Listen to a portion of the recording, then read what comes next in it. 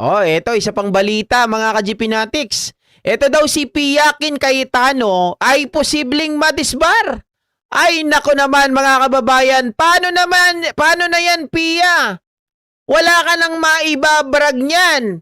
Dahil alam naman po natin mga kababayan ang pinagagawa nitong si Pia Cayetano ng kanya pong i-display, i-repost ang post ng iba. Mga kababayan na kung saan po ay nag-iba na ng meaning etong mga pinagsasabi ng prosecution sa pangunguna po nitong si Chel Jokno dahil ang kanyang kapatid na si Alan Peter Cayetano mga kababayan ay barag na barag. Talagang naurat sila ng gusto at gumawa na lang sila. Sabi nga po ng iba, no, talo sa argumento, nanalo sa splice video.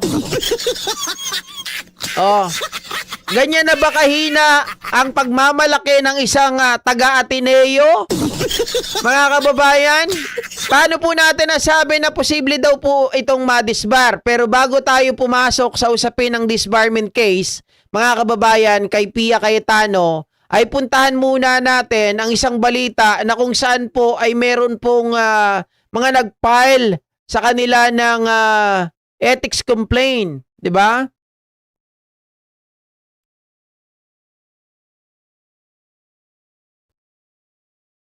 Hindi tuloy natin na play kanina yung ano. Ay, play nga muna pula natin. Sorry.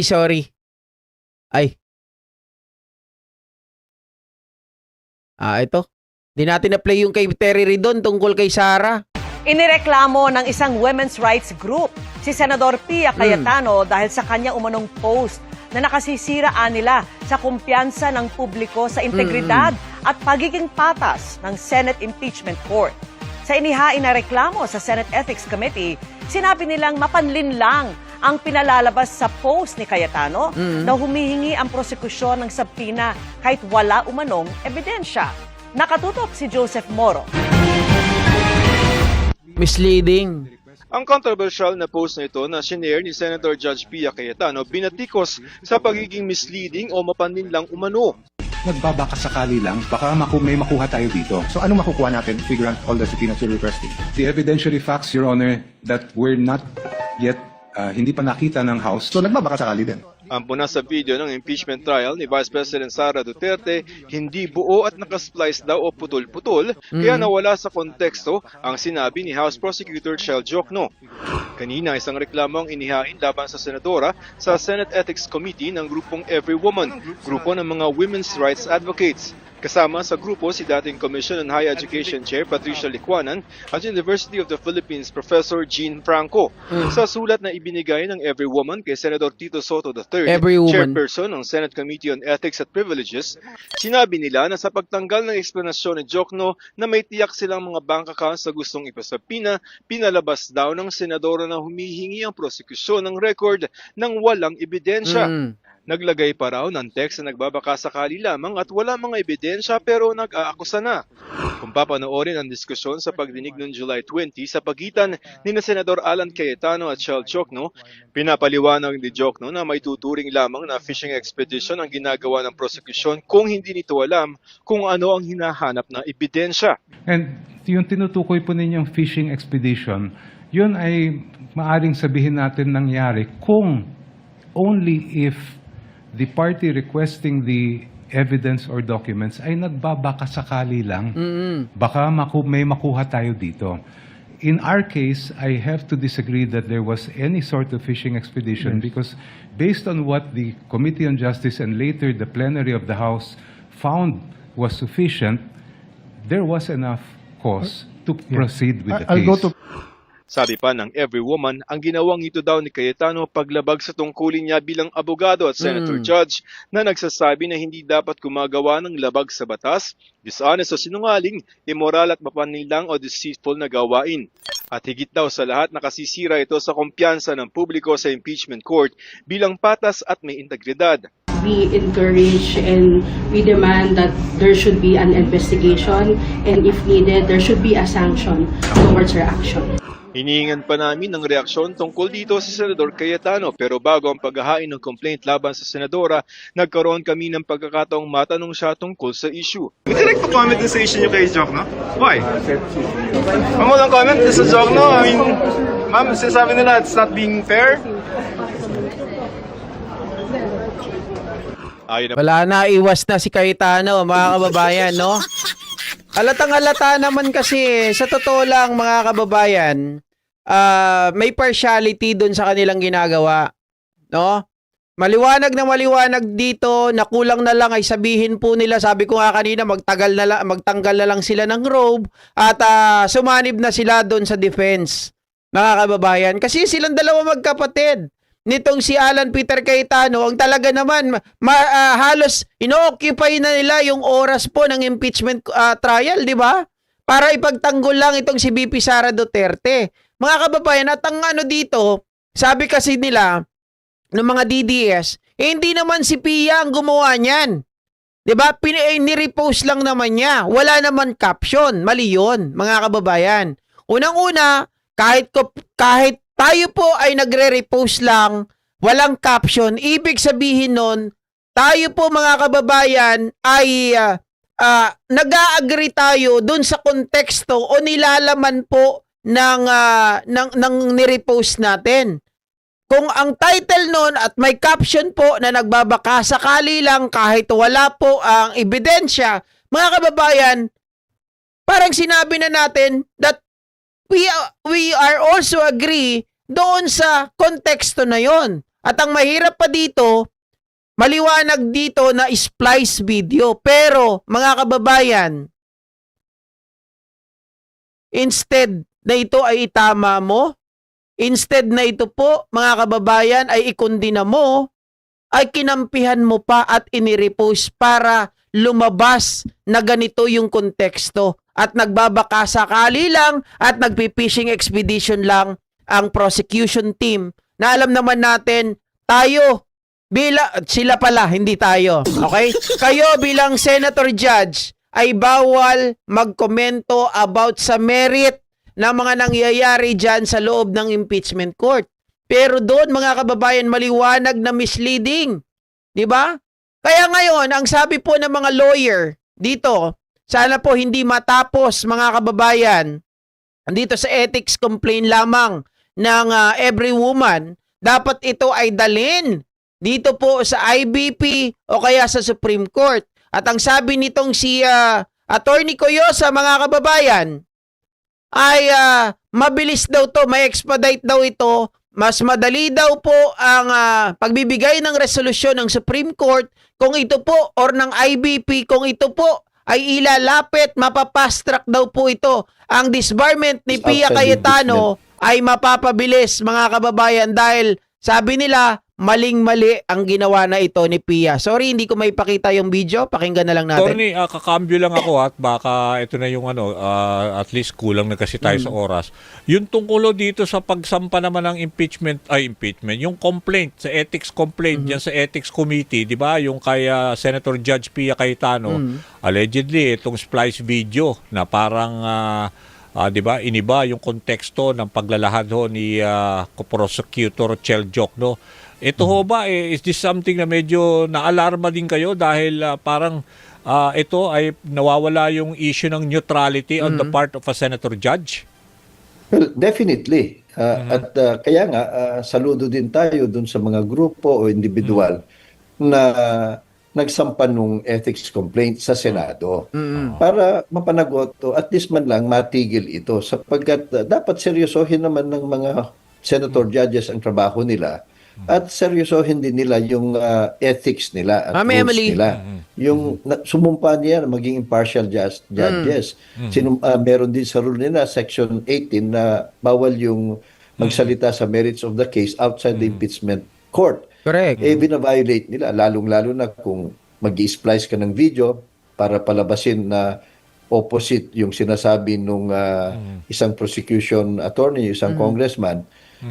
Unethical nga yan. But whether or not magtatagumpay sila, hindi natin alam. Sa akin, bilang isang abogado at dating kaya nga. national president, baka mas mabilis o kaya mas stricto ho kasi yung Oo. code of Code of conduct. conduct of Oo. professional responsibility and accountability of lawyers. At least Meron kayo, kaming oo. specific section dyan Oo. sa bagong CPRA namin, section 36 to 44, Oo. pertaining to social media and the internet. So Oo. bawal na bawal yung mag-splice at Yun. mag-misinformation. So importante 'yan from lawyers katulad ninyo, mga legal 'di ba, mga 'di ba, yung insights ninyo, talagang this is something na red flag, 'di ba, na hindi dapat mag-anchor or mag-ano ka doon, 'di ba, doon sa yung let's say you will distort or whatever, splice the video para to advance your own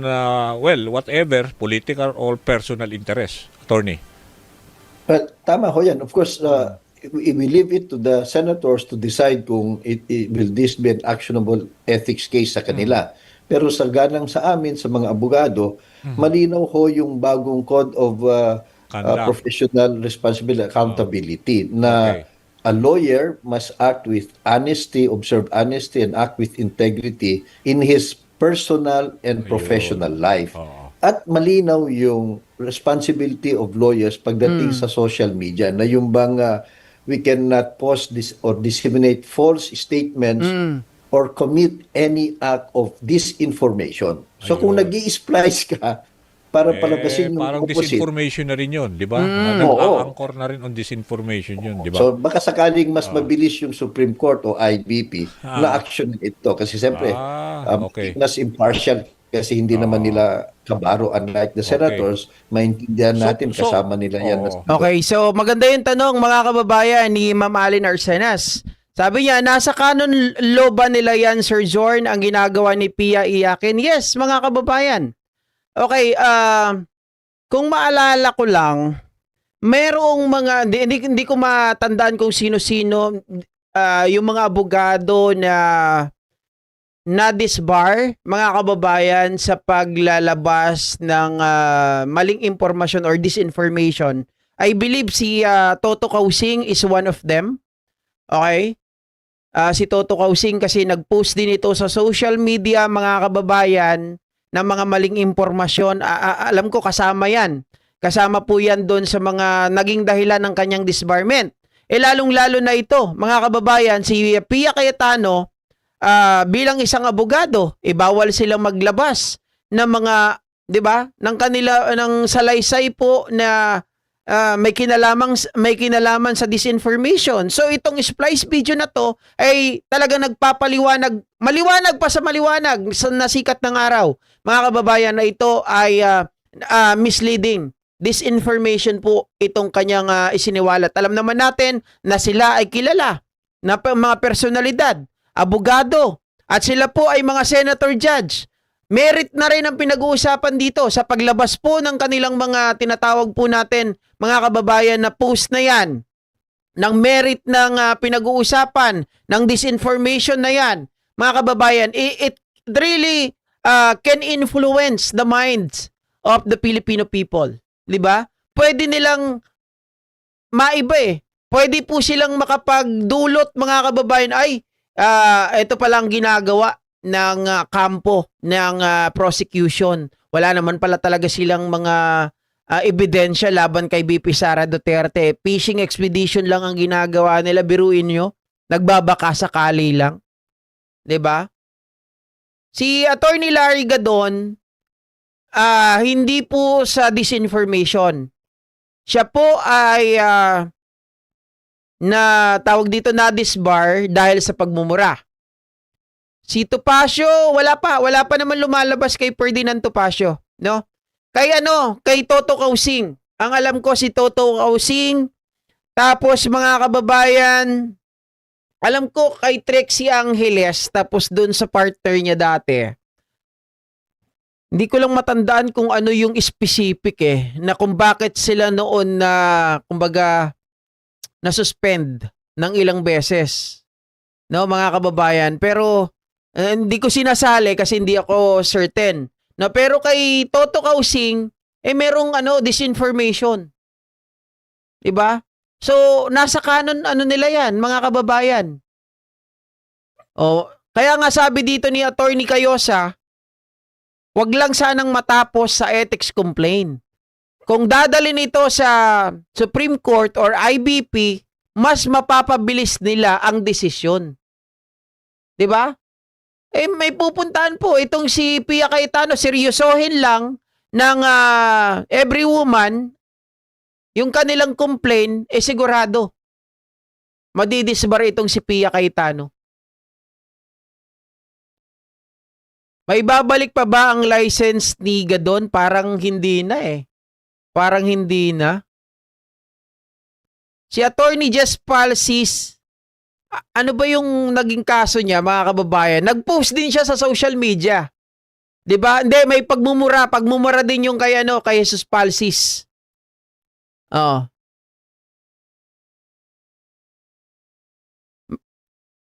Inggit lang ang mga yan sa mga Marcos. Lahat nakatitle ang kayamanan ng mga Marcos na kalaminate pa, sabi ni Victoria Arevalo. Kung meron si Pia ng kahiyan at dapat mag-inhibit na siya sa pagiging senator judge dahil very obvious na ang galawan nila. Ma'am Roseller Cruz.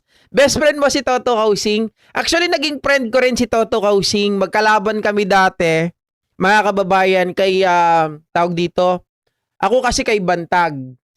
Kay Bantag ako dati. Kay siya kay Percy Lapid.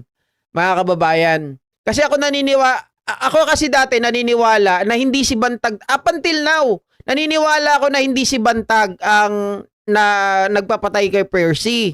No, kay Percy Lapid.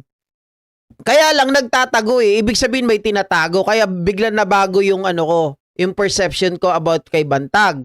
Mga kababayan, itong si Toto Kausing, kumbaga lagi nagchat-chat din kami niya, nag-uusap kami. Kaya lang ayoko umakyat talaga sa kanya kasi 'di ba? Tapos bigla siyang na-disbar, mga kababayan. Puro kasi sinungalingan yung pinagba-vlog niya.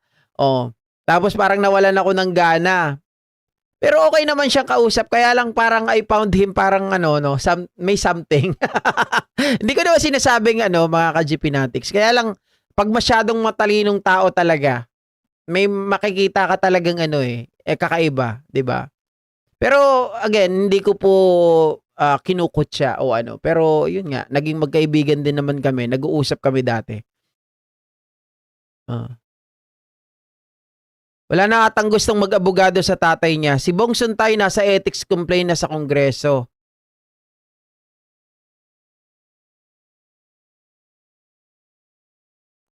Ano yung sinasabi ni Ma'am Ine?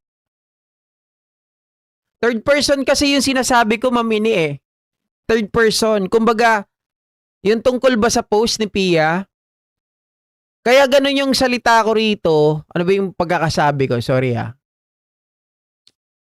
Ma'am Becca Marquez, hello. Wala na, hindi ko na mabalikan yung sinabi ko.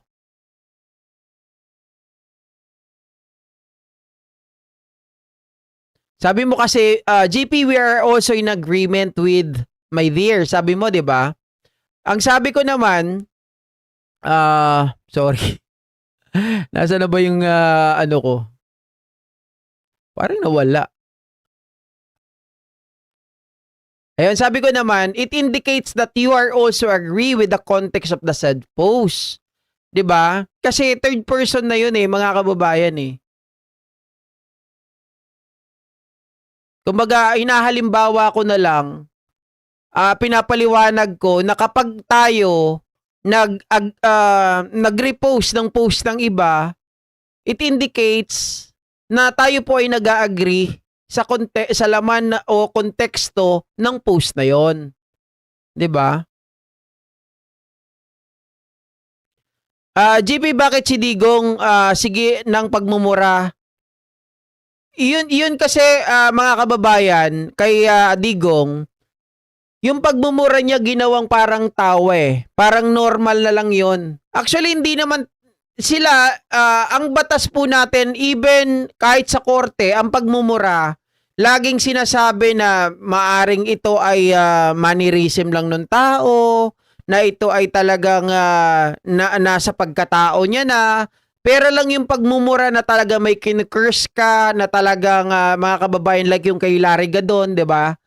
Iba talaga yung mga pinagsasabi niya daw doon. Pero actually, sabi ni Larry Gadon, hindi ko naman sinabi yun personal sa tao eh. May kausap ako, tapos ikinalat yung video na yun. Ayun, nakarating sa sa IBP, tapos sa Supreme Court. 'Di ba? Yung kay Digong, isa pa, kahit nagmumura yun, guys, wala kasing naglakas loob na mag-file ng sa kanya, ng disbarment. At alam natin, during that time, si Digong Duterte, mga kababayan, isipin po natin, immune from suit, di ba? Presidente siya eh. Kahit anong pinaggagawa niya, wala eh. Hindi natin pwedeng tanggalin, basta-basta eh. Di ba? Hindi pwedeng kasuhan si Digong. Oh, hanggang sa nakasanayan na lang. Natuwa pa nga yung mga Pilipino eh. 'Di ba? Ginaya pa nga eh yung pagmumura ni Digong noon eh. Kaya parang normal na lang sa buhay ng tao yung pagmumura dati nung panahon ni Digong. Kakaano-ano kaya ni Toto ang national housing? Kaya nga bakit di pa na-disbar si Sara Lustay, minura niya si PBBM? Eto guys, again, impeachable official si Sara. Okay? So lahat ng mga yan, katanungan nyo una, walang nag-file. Walang nag-file sa kanya ng disbarment case. 'Di ba? Hindi nga lang yan eh. Hindi lang yan pagmumura niya kay PBBM. Yung dun sa sheriff, dapat na-disbar na siya dun eh. Walang nagpa-disbar sa kanya. Hindi lumakad. Actually, mayroon daw nagpa-disbar. Pero hindi daw lumakad. Sabi ni Larry Gadon. Ibig sabihin, nasa kapangyarihan kasi. 'Di ba?